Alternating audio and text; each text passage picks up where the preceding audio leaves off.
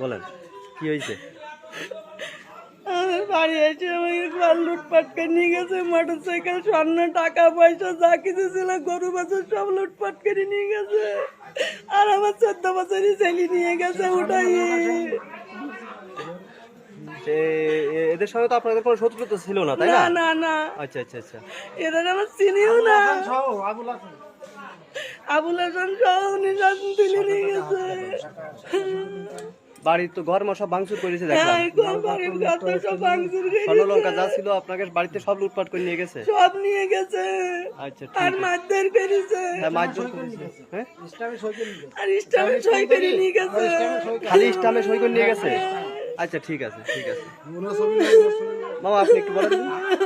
বলেন কি হয়েছে বন্দিন? আমার ওই আমি বাড়ি গরু খাবার দিচ্ছিলাম, মোটরসাইকেলে 10-12টা মোটরসাইকেলে আসি ও আমাকে বাড়ি অ্যাটাক করে ফেলে চালাই। আমার এখানে চাইনিজ স্কুল ধরি মারধর করি, কয়েকখানকে ছেলে স্টামে সই কর আর বাড়ি কে আছে যা ঘরের মধ্যে লোকজন গেছে, যাই মাল সামানা মোটরসাইকেল টাইকেল দিয়ে ফোন টোন সব টাকা পয়সা লগত যা ছিল বা গলা চেন মেন বাড়ি এলার কানের মানে সব নিয়ে টানি ছিঁড়ি তাবলায় তুলে ধরি নিয়ে বের করি। ওর মতন আমার ছেলে 14 বছরের ছেলের কিডন্যাপ করে নিয়ে চলে গেছে।